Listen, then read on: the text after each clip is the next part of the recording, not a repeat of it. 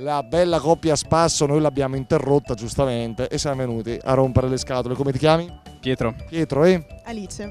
Pietro, Alice, non siete fratelli? No. Ok, no, dico, si sa mai. Chi risponde, Alice? Pietro o tu? Direi Pietro. Ammazza, la faccia. Scarichiamo le responsabilità sugli amici.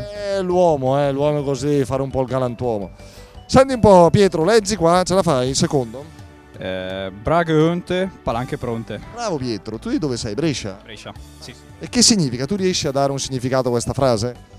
Interpretazione. Braghe onte, palanche pronte. Cosa sono le palanche? Le braghe, sai? Le palanche sono il denaro. Le braghe. Le braghe sono i pantaloni. Sicché? Sicché. Andiamo a spasso, va. Andiamo a spasso. Sì, meglio andare a spasso. Tra pochissimo iniziamo, grazie.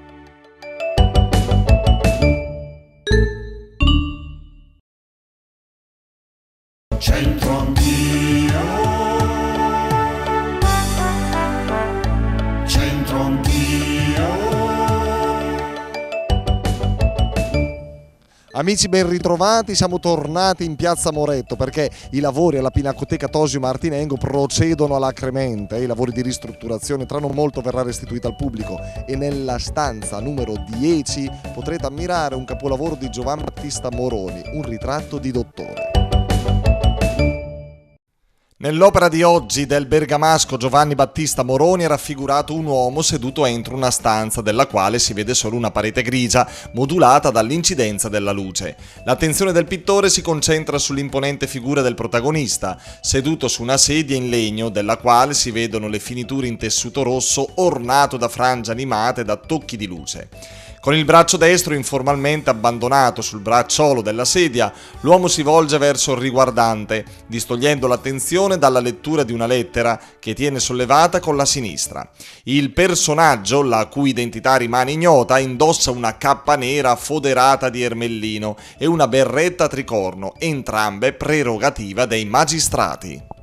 Attenzione, si dice che chi ha le braghe onte può avere le palanche pronte. Eccoci qua, la signora Monia e il signor Marco con quadrupedi al seguito. Esatto, Aaron e Willy. Aaron chi è lui? Willy è lui. Willy, ammazza, sono vivaci però. Sì, direi di sì. Sono le prime uscite. Allora, carissimo, braghe onte, palanche pronte, che significa? Che se lavori e hai l'olio sulle braghe vuol dire che alla fine porti soldi a fine mese. Ehi, è belle nete, Nette, ma ieri era sporche. Giampietro, come anche i denti, molto a più parlare. La dentiera, sì. Giampietro, braghe onte, palanche pronte, che vuol dire? Braghe maciare e palanche che Braghe maciare e palanche che No, le mie maciate le to. Va bene, farò un macià. Ma le palanche? Che le spero che le venga con la sisal. Gianni, scappa mia, ve che Gianni, ve che... Gianni è il capostipite. Sì. Risponde bene Gianni. È bravissimo. Gianni, braghe onte, palanche pronte, che significa? È uno che lavora, c'ha le palanche, che guadagna soldi, no? Però chiede braghe onte è in vede mia, Siamo tutti in pensione. Cosa? Siamo tutti in pensione.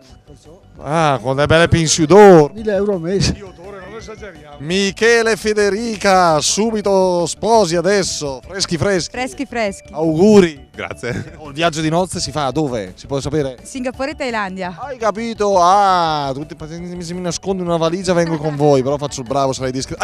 Ma voi siete di Brescia? Sì.